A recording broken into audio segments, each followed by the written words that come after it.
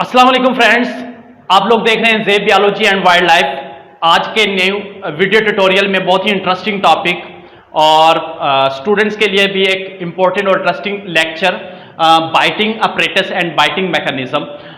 आज का ये इंटरेस्टिंग लेक्चर आप एंड तक देखिएगा। इंशाल्लाह आप लोगों को बहुत ही मुफीद मालूमात मिलेंगी स्नेक्स के हवाले से और स्नेक्स की किस्मों के हवाले से कि उनके अंदर किस तरह सांप काटते हैं।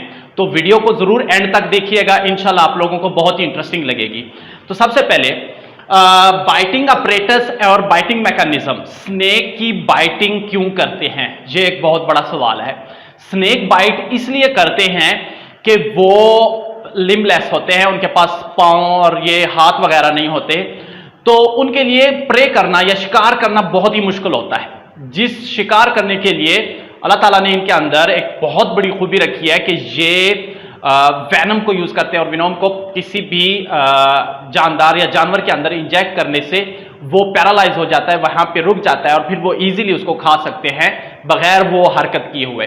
तो ये शिकार जो जहर का इंजेक्ट करना या वैनम को इंजेक्ट करना, ये उनके लिए एक दिफा के लिए भी है और दूसरा अपने खुराक के लिए भी बहुत ही जरूरी है। बहुत सारे ऐसे सांप भी हैं जिनके पास ये फैसिलिटी नहीं होती, लेकिन वो फिर दूसरे अडाप्टेशन के जरिए अपनी खुराक को हासिल करते हैं। तो लेट्स सपोज आज चलते हैं, बहुत ही इंपॉर्टेंट टॉपिक है। देखें, मैंने यहां पे 3 टॉपिक्स हैं, एक वाइपर्स है और रेयर फैंग स्नेक है और उसके साथ है कोरल स्नेक है, सी स्नेक्स हैं और कोबरा।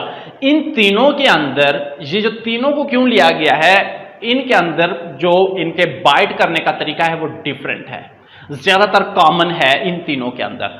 और इनके अंदर हम दांतों को देखेंगे कि कहां कहां पे दांत मौजूद होते हैं, वो किस तरह होते हैं। सबसे पहले वाइपर्स पे आ जाते हैं। देखिए, वाइपर्स होलोफैंग्स, पहली बड़ी खूबी, होलोफैंग्स क्या मतलब होता है कि ये अंदर से खोखले होते हैं, काफी खाली होते हैं। अगर इनसाइड इन दांतों को देखा जाए काफी खाली होते हैं। ये ऊपर वाली शायद जहां पे शुरू में वहां पे काफी बड़े होते हैं और जैसे जैसे आगे जाते हैं नुकीले और तेज हो जाते हैं।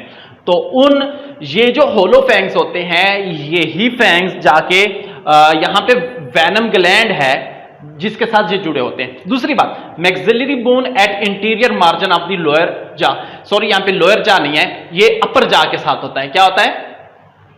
अपर जा।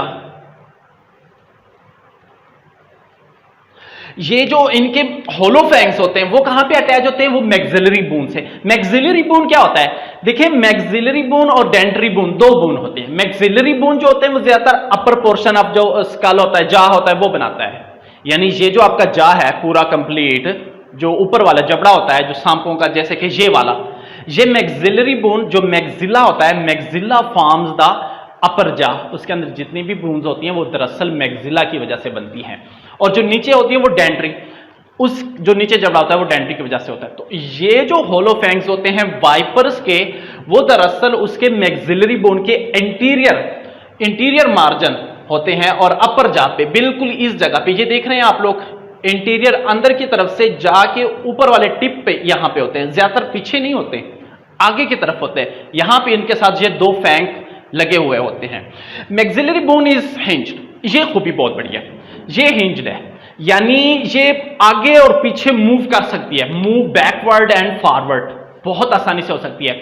यही वजह है कि जितने भी वाइपर्स हैं उनके यहां यूं होता है कि जैसे ही वो अपने, लेट्स सपोज ये मुंह जब ओपन करते हैं, ऐसे मुंह ओपन करते हैं, तो वो जो उसके दांत होते हैं जो पीछे की तरफ, वो आगे की तरफ आ जाते हैं। कैसे?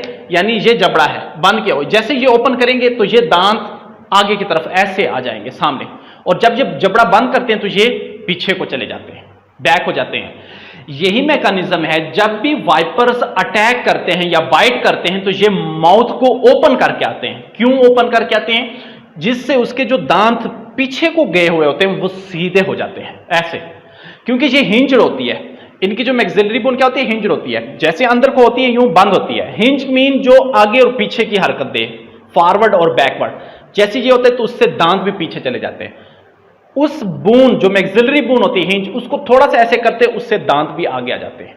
तो इस तरह इसके जो होलोफैंग्स है वो उसको आगे की तरफ कर लेती है आसानी से। जब ये बाइट कर लेती है, जब वो वापस लेके जाती है तो ये जो दांत होते हैं दोबारा ऊपर वाले जबड़े के साथ ही अटैच हो जाते हैं। तो बहुत ही अच्छा मैकेनिज्म है।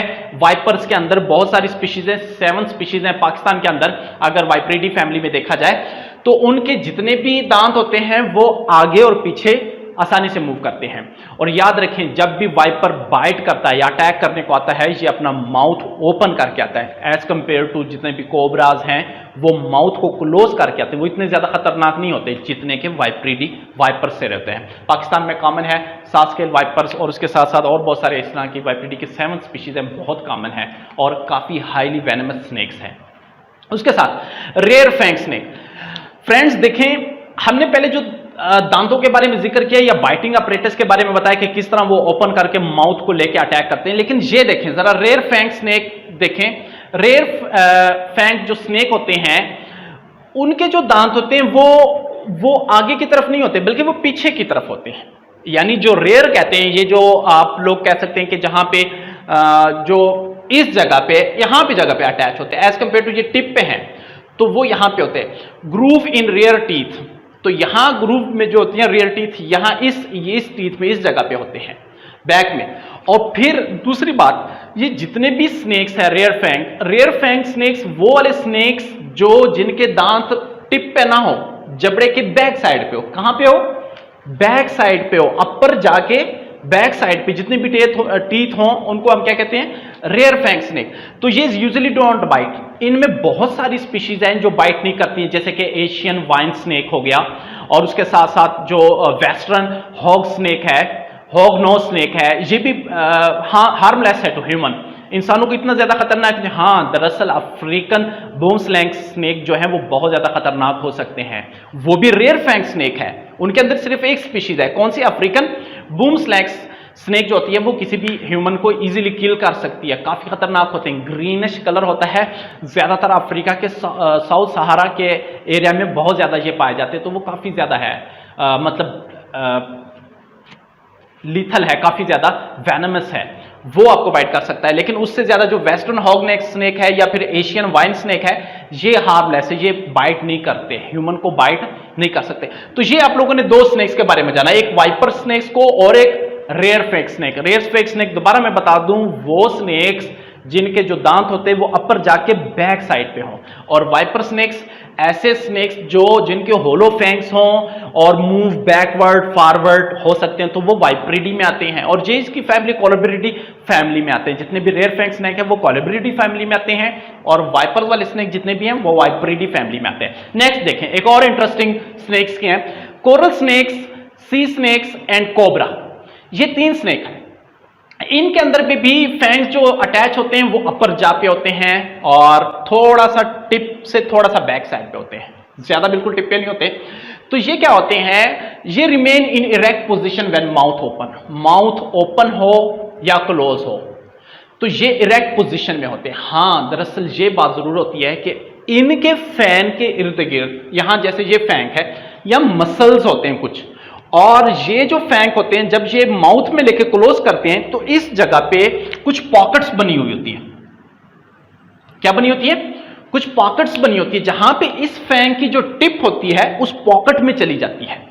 यानी ये हमेशा इरेक्ट पोजीशन में होते हैं, सीधे खड़े होते हैं, ये आगे और पीछे मूव नहीं कर सकते, जस्ट ऐसे सीधे पोजीशन में है। जब ये क्लोज होता है माउथ तो ये थोड़े से अंदर को धंस जाते हैं, मसल्स होता है, और जो थोड़ी बहुत टिप नजर आती है तो वो नीचे जो जा है वहां पे पॉकेट होती है, उस पॉकेट के अंदर ये बिल्कुल आसानी से लैंड कर जाती हैं और इसको खुद भी नुकसान नहीं पहुंचा सकती, क्योंकि स्नेक का वेनम खुद उसके लिए भी बहुत बड़ा जहरीला होता है। अक्सर स्नेक्स मर जाते हैं, अपने ही वेनम से मर जा सकते हैं अगर उनके ब्लड में शामिल हो जाए। तो देखिए दोस्तों, फ्रेंड्स, तो ये remain in erect position when mouth open, जब इनका माउथ ओपन हो फिर भी ये इरेक्ट होते हैं और वैसे भी इरेक्ट होते हैं।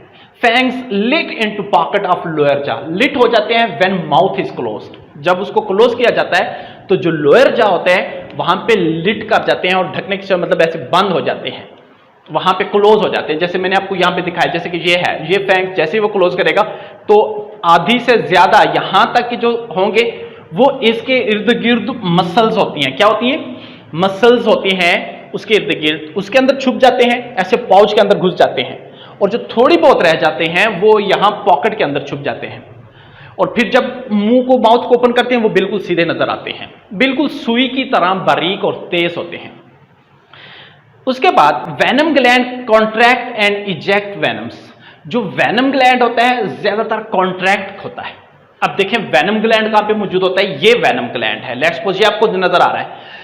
इनके अंदर और वाइपर्स के अंदर, वाइपर्स में ज्यादातर कॉन्ट्रैक्ट नहीं होता, इनके अंदर, कोबरा के अंदर या फिर कोरल स्नेक के अंदर ज्यादातर जो वेनम ग्लैंड होते हैं वो अचानक से क्या देता है, कॉन्ट्रैक्ट होता है, फिर वेनम निकलता है। यही वजह है कि कुछ कोबरा स्नेक जो होते हैं वो स्पिट भी कर सकते हैं, वो उनके अंदर कॉन्ट्रैक्ट करने की बहुत बड़ी एक एबिलिटी होती है, वो मजबूती से कॉन्ट्रैक्ट करते हैं और अपने दांतों से एक फुवार के जरिए आपको बेगनते हैं। लेकिन जैसे कि आपकी आंखों पे चले जाए या आपकी स्किन पे चले, आंखों पे चले जाए तो आपको अंधा कर सकती हैं, आपके जो ब्लड जगह पे, जिस जगह पे जख्म हो या ब्लड वगैरह थोड़ा बहुत नजर तो वहां पे लगे तो आपको बहुत ज्यादा मुसीबत में डाल सकते हैं। तो यही वजह है कि ये अपने ग्लैंड्स को क्या करते हैं, कंट्रैक्ट करते हैं, जिससे ये वेनम जो है वो स्पिट कर सकते हैं, हवा में फुंकार फेंक सकते हैं, यानी वेनम को भी। उसके बाद ये इन दोनों के अंदर हम अगर खूब भी देखें वाइपर्स को और कोबरा को, इनका अटैक करने का बाइटिंग का मैकेनिज्म थोड़ा सा देखें, या बाइटिंग मैकेनिज्म में कुछ यूं होता है। देखिए वाइपर का देखें, वाइपर ज्यादातर इकट्ठा होता है, यूं करके इकट्ठा हो जाता है और वो बैक को जाता है, उसका जो हेड होता है ऐसे बैक को जाता है और बैक करने के बाद फौरन ही ऐसे करता है, यानी अचानक तेजी से आता है और आता है, और जैसे ही आता है माउथ को ओपन करके आता है, माउथ ओपन करके और फिर वहां से बाइट करता है और फिर अचानक तेजी से वापस ले आता है। विद इन फ्यू 1 सेकेंड से भी कम वक्त में ये इंजेक्ट कर देता है वेनम को, और इसका वेनम जो होता है वो हीमोटॉक्सिन होता है, ज्यादातर ब्लड वगैरह हेमोरेज काज करता है और ब्लड सेल्स की डेथ करता है। यहाँ के ब्लड वेसल्स की भी जो दीवारें होती है, जो लाइनिंग होती है ब्लड वेसल्स की, वो भी डैमेज हो जाती है। इनके अंदर बहुत सारे ऐसे स्नेक्स की स्पीशीज हैं जिससे आपके अंदर फौरन जो ब्लड होता है वो आपके जिस्म से बिल्कुल डाइल्यूट हो जाता है और वहां आपके जिस्म के मुख्तलिफ मसाम से, पोर से निकलने लग जाता है। प्लेटलेट्स की तादाद बहुत हद तक गिर जाती है वाइपर स्नेक से, as compare to cobra snake they are neurotoxin. क्योंकि हम वेनम ग्लैंड्स को अगर स्टडी करें तो ये क्या होते हैं, न्यूरोटॉक्सिन होते हैं। और इसी फैमिली के अंदर मसलन अगर हम कोबरा देखें तो कोबरा जो है वो एलापिडी फैमिली से है। एलापिडी फैमिली के अंदर ज्यादातर जितने भी स्नेक्स हैं वो ज्यादातर न्यूरोटॉक्सिन है। इसके अंदर कुछ 1-2 स्नेक्स हैं जो न्यूरोटॉक्सिन के साथ साथ हिमोटॉक्सिन भी है, जैसे कि कोबरा स्नेक के साथ हम देखें तो क्रेट स्नेक न्यूरोटॉक्सिन भी एज कंपेयर वो रेस्पिरेटरी ट्रैक को भी डैमेज करता है, जिसे संगचूर उर्दू जबान में लोकल कहा जाता है। बहुत ही खतरनाक और बिल्कुल डेडली वेनमस स्नेक है, पहले नंबर पे आता है क्रेट स्नेक, वो भी इसी फैमिली से ताल्लुक रखता है। अब अगर हम वेनम की बात करें, वेनम कैसे प्रोड्यूस हुआ, ये दरअसल मॉडिफाइड हुआ है सलाइवरी ग्लैंड। जैसे हम इंसानों के अंदर है, हमारे दांत है, हमारे पास सलाइवा जो लबाब पैदा होता है, सेम वो मॉडिफाइड हुआ है रेप्टाइल्स के अंदर। जो मॉडिफाइड हुआ है venom gland is modified salivary gland, हमारे अंदर ये सलाइवरी ग्लैंड बन गया था। इनके अंदर भी ये सलाइवा की फॉर्म देता है, लेकिन वो मॉडिफाइड फॉर्म है। क्या है, मॉडिफाइड है, यानी इन दोनों का आपस में बहुत बड़ा कनेक्शन है, सलाइवरी ग्लैंड्स का जो कि लबाब पैदा करते हैं और इधर से वेनम जो करते हैं। तो ये अगर इवोल्यूशनरी पर्सपेक्ट देखा जाए तो दोनों इनका क्या है, सेम निकलता है। दूसरी बात, न्यूरोटॉक्सिन का और हिमोटॉक्सिन का मैंने आपको बता दिया। ज्यादातर attack on nerve centres cause respiratory paralysis. Respiratory paralysis जितना के अंदर क्रेट स्नेक जिसे हम उर्दू जबान लोकल में कहते हैं संगचूर सांप, क्या करते हैं, रेस्पिरेटरी पैरालिसिस करते हैं। उसके साथ कोरल स्नेक भी रेस्पिरेटरी पैरालिसिस करते हैं, बहुत ही खतरनाक होते हैं। सी स्नेक वेनमस स्नेक्स हैं, हाईली वेनमस स्नेक्स हैं। उसके बाद hemotoxin break blood cells, attack on blood vessels lining, example viper. Viperidae से ताल्लुक रखने वाले ज्यादातर हिमोटॉक्सिन होते हैं और न्यूरोटॉक्सिन से ज्यादा हिमोटॉक्सिन बहुत खतरनाक है। ये बहुत ज़्यादा डेडली होते हैं, आपके ब्लड पे फौरन अटैक करते हैं और आप लोगों को फौरन ही वैक्सीन लेने पड़ती है। तो दोस्तों ये था आज का इंटरेस्टिंग टॉपिक। अगर आप लोगों के माइंड में कोई भी स्नेक्स के हवाले से कोई क्वेश्चन हो तो कमेंट्स बॉक्स में जाके ज़रूर टाइप कीजिएगा।